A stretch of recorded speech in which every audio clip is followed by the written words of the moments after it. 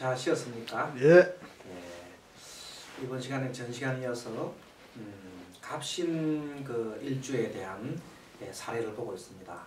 먼저 이 마지막에 이 갑신일주에 해당하는 고인께서 이렇게 비명에 가신 그에 대해서 스님이 남 이야기하듯이 이렇게 한 건 아니고 마음속에 이분을 제가 그 천도를 했습니다. 천도를 했고 많은 마음속에 그 영혼을 위해서 서방명도 극락세계 부디 방생하도록 기도를 하고 발언했습니다.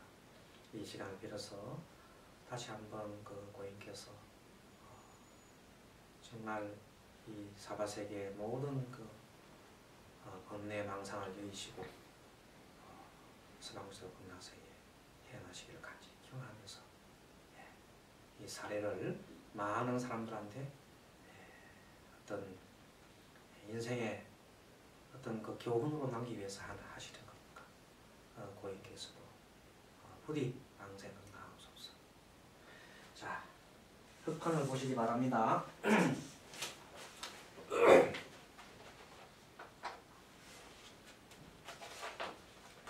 이 일주가 극히 그 식량사주로서 수가 인성이 용신이었고 목이 희신이고 금과 토가 흉신이었습니다. 자, 이제 부모 형제 운을 살펴보도록 하겠습니다. 이제 부는 부나 모나 다 같이 정화 화가 됩니다. 근데 화는 한신이잖아요. 한신이지만 이때 이 화가 정화가 한신이지만 바로 옆에 개수가 붙어 있어서 정계충하고 있습니다. 그래서 이게 무슨 말인가 하면 이 부가 본래 나하고 큰 그런 어떤 이 사주하고는 큰 어떤 나쁜 강이 아니지만 용신을 그걸 하니까 이 사람이 앞으로 사회생활을 하는데 지장을 줬지요. 그렇다 말은 뭐냐면 어릴 때 아버지가 세상을 떠난 겁니다. 세상을 떴어요. 세상을 버렸어요. 부가 세상을 떠나서니 그 남은 그 자기 사회적 역량이라는 것은 볼 것도 없지 힘들 거 아니겠습니까?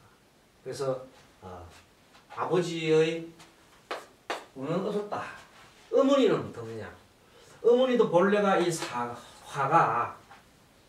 화가 본래는 이 한신이었지만 이 정사가 원래 보면 강한 그 화경을 갖고 있습니다만은 이것이 옆에 정기충을 하는 바람하고 이런 옆에서 서로가 얼핏하게 사바축이 옆에 가까이 있으면 사유축하고 싶은 합하고 싶은 그런 마음도 일어납니다. 영향을 미친다고요. 그러다 보니까 금으로 형성되면 큰 도움이 안 되잖아요. 흉신이 되잖아요. 그래서 모두 도움이 안 되고 부모가 다 일찍 세상을 버렸습니다. 부모가 세상을 일찍 다 버렸습니다. 그래서 이 사람도 큰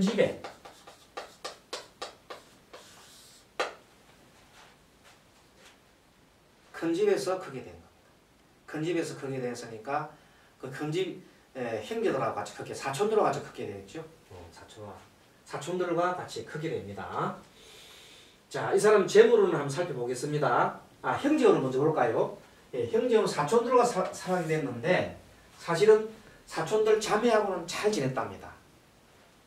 여기에 대한 죽음에 대한 내용 그 관계들을 스님이 상담을 받을 때 스님이 요 내용을 잘 해주는 사람이 바로 이 고인의 사촌 여동생이 스님한테 그 소상한 얘기를 해줬기 때문에 이 내용을 알게 되었습니다.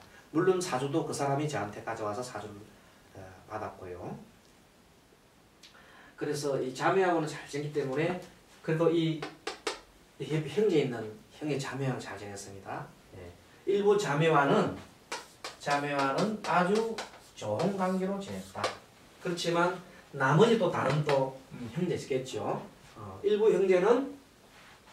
또 형제는 아주 내하고는 사이가 안 좋게 이렇게 지낸 걸로 보면 맞습니다.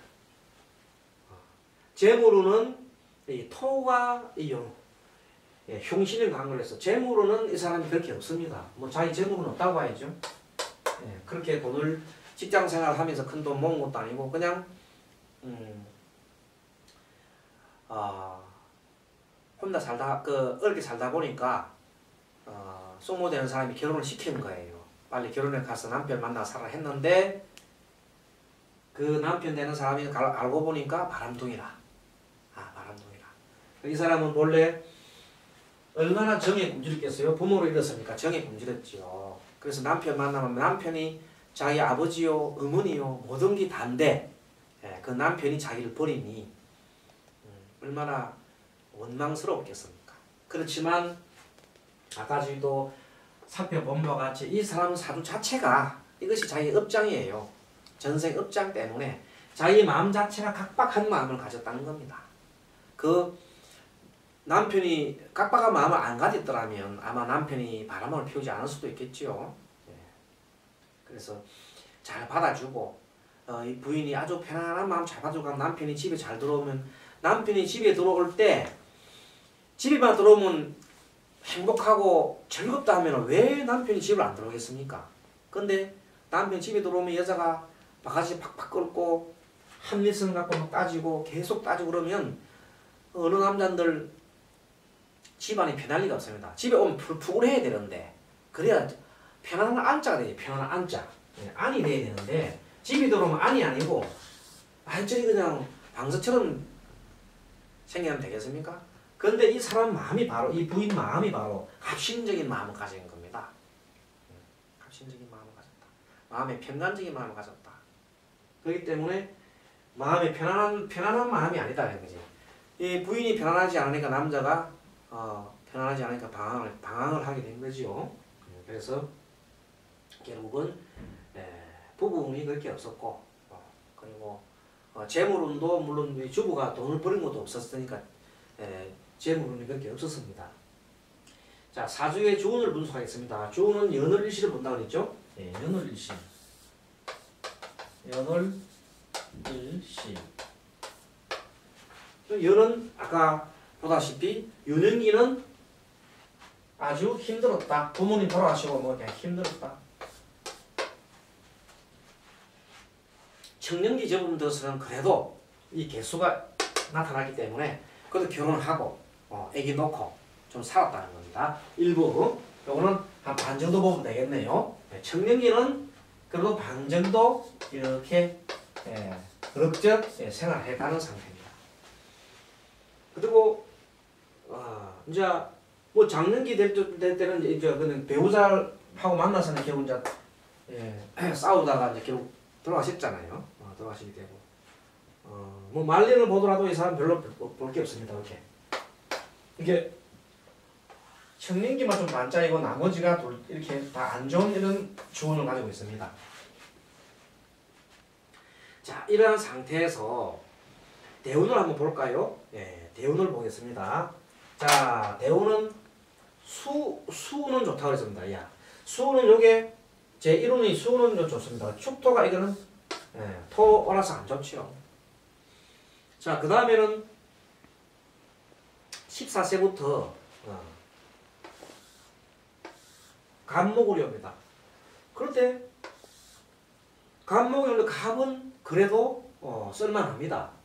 갑은 그래도 자기 그 어떤 용신이니까 희신이니까 쓸만합니다. 그런데 인이 이제 올 때 이게 문제인데 인이 왔을 때 사실은 인이 요 신하고 이 충을 하게 됩니다. 인신충.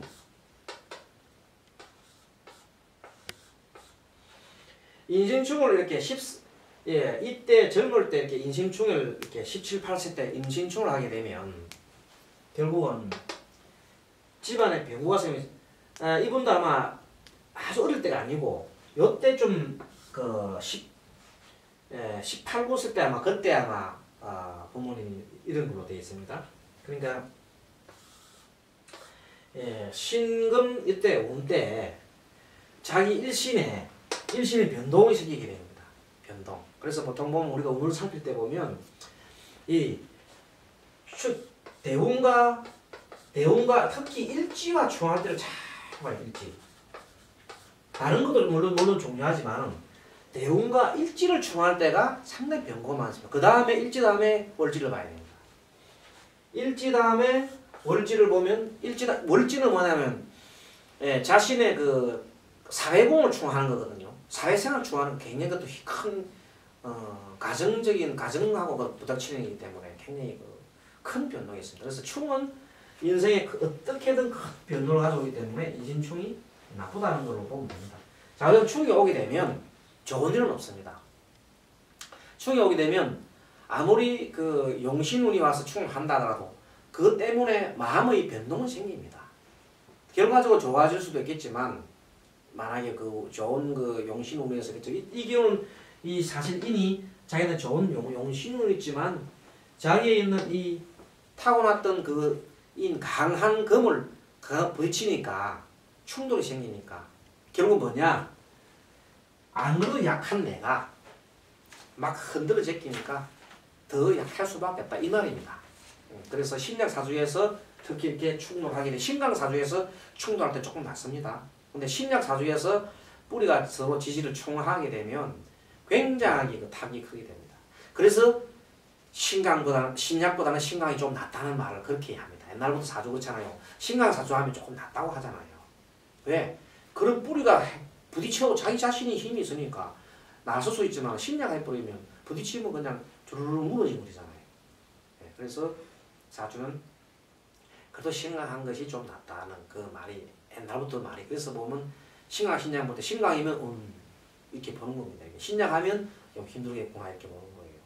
근데 신약하더라도 이렇게 운이 좋으면 좋은데 운이 나쁘면 나쁘다는 거죠. 자 이렇게 보고 그 다음에 이제 이 사람이 요 병화운이 올 때 이게 병화는 보다시피 한신이잖아요. 좋지도 나쁘지도 않아요. 그래서 저 24세 때부터 요 사이에 결혼을 한 겁니다. 27세인가 아마 결혼했다 하는데 요 때가 결혼을 하게 되고 뭐 그런 대로 세모표니까 그런 대로 살아간다 이거지. 그런데 이 나이 이제 28세부터가 뭐냐면 28세부터 30 이 사람이 31살 쭉 돌아가셨습니다. 31세 요 사이에 들어갈 때는 딱 32세까지네요. 원래가 32세 사이가 요 진운이 겁니다. 자, 이 진운 때가 진토운을 딱 맞이하면서 이 진토가 사실은 이 진토는 원래가 이 금을 잘 생합니다. 지지로 들어가게 되면 진토는 금을 잘 생한다고요. 습토는. 그래 조토가 아니고. 그래서 이 토가 이것도 토더니 이 토가 화기운을 뺏어버리고 이 토와 합치더니 토가 하나 둘 여기까지 토 합치고 이것도 사실은 이것도 그냥 화기운을 다 뺏어버려 들어갔어. 그렇게 전체가 지지가 전부 다 토로 되더니 결국은 금을 생하는 거예요. 지지가 이 대운 지지가 진운을 맞이해서 진대운을 맞이해서 지지로 봐야 되거든요. 이 지지로 사주 지지를 대입을 해보니 전부 다 결국 금을 생하더라 이거지. 금은 여기서 볼 때는 대흉신이잖아요. 자기의 어떤 원수 같은 대흉신이에요. 대흉신. 이런 대흉신을 발동을 시키는 겁니다. 그러니까 이 기간 중에 계속 남편은 더더욱 이 금이 발동하니까 이 사람 사주는 더더욱 자기 마음은 각박하겠죠. 각박하게 되니까 더더욱 자꾸 남편은 집에 안 들어가는 거예요. 결혼하고 난 다음부터 결혼하고 한 8개월 정도 살고는 계속 남편이 그냥 집을 안 들어오고 계속 연락하고 그냥 잘 안 들어왔대요. 극도로 싸운 게 몇 년을 싸운 거예요. 이렇게. 그렇게 이 사주의 주인공은 자기 사랑을 찾기 위해서 아무리 노력했지만 마음적으로 이렇게 자꾸 하니까 남편이 졸려갖고 계속 바깥으로 돌고 끊임없는 싸움을 했다고 합니다. 사람이 운명할 때까지. 그래서 이 사주를 보면서 이렇게 되면 이 운만 안 왔더라도 요 진토운이 안 왔더라도 거꾸로 얘기하면 그런 일을 막을 수 있지 않을까 하는 생각도 들기도 하고 거꾸로 얘기하면 자, 이 진토운을 맞이해서 만약에 좀 더 일찍 이 사람이 사람을 누군가를 스승을 만났다든지 자기가 어떤 좋은 사람 만나가지고 이 오늘을 갖다가 내 사주가 이렇고 내 마음이 이러니까 좀 마음을 다스려야 된다는 걸 봐도왔더라면 많은 또 개운을 할 수도 있었다는 겁니다. 예. 그래서 사주는 쑥명대로 사서가는 거는 쑥명론이라고 하고 쑥명론도 살아가면 안 됩니다. 고쳐가야 됩니다. 이 사람도 얼마든지 안 좋을 수도 있었습니다. 그래서 그렇게 이 사람을 좋은 쪽으로 이렇게 고쳐갈 수 있는 것이 그것이 개운이거든요. 어쨌든 이 사람은 31세 정해년에 신의 올해 무진일에 임술시에 들어가셨어요. 술시에. 근데 일단 정해할 때 정은 뭐 그냥 우리가 보다시피 정은 그렇게 뭐 화니까 별로 이렇게 됐고 수는 이 지지에 있기 때문에 큰 역할을 못했습니다. 지지에 있어서. 이건 나쁜 거예요. 수는 지지에 있어서 큰 토가 많기 때문에 토가 많을 때는 수가 들어봐야 큰 잽도 안 됩니다. 잽도 안 되고 큰 힘도 못 쓰고 어쨌든 강한 일죽에 보통 사람이 죽고 사는 거는 그다 해당 날이 되거든요. 날짜가 중요해요. 일진. 예. 그때고 일진만 딱 넘겨도 괜찮은데 일진 때 보통 보면 큰 일이 당하는 거예요. 그래서 요게 연도도 연도지만 일진 무진일을 맞이해서 또 임술시에 딱 수를 당한 이 수가 완전히 극을 당해보잖아요. 그래서 무진시 토가 하나 둘 세 개나 겹치는 데다가 여기도 겹치는 그 됩니다.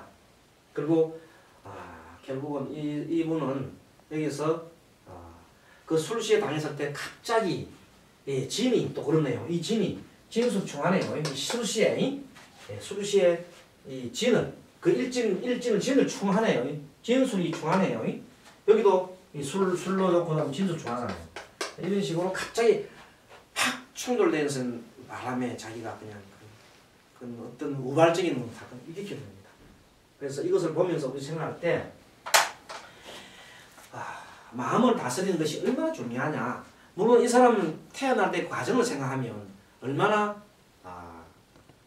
사실은 애정이 그리웠겠습니까? 그런데 사실은 이 사람의 사주팔자를 타고난 이 마음 구성을 볼 때는 또 이 나름대로 이유가 있습니다. 예, 비극적인 이유가 여기 있다니까요. 그래서 이 비극적인 이유는 이 사주 자체 내에 이미 안고 있어요. 안고 있는데 이것이 운의 흐름에 따라서 귀신물을 맞이해서 자기가 이 만약에 앞으로 귀신을 맞이해서 어떻게 돼? 이 운 때는 정말로 마음 다 내려놓고 그럼 안 되지 않느냐 하지만 그래도 노력을 해야 됩니다.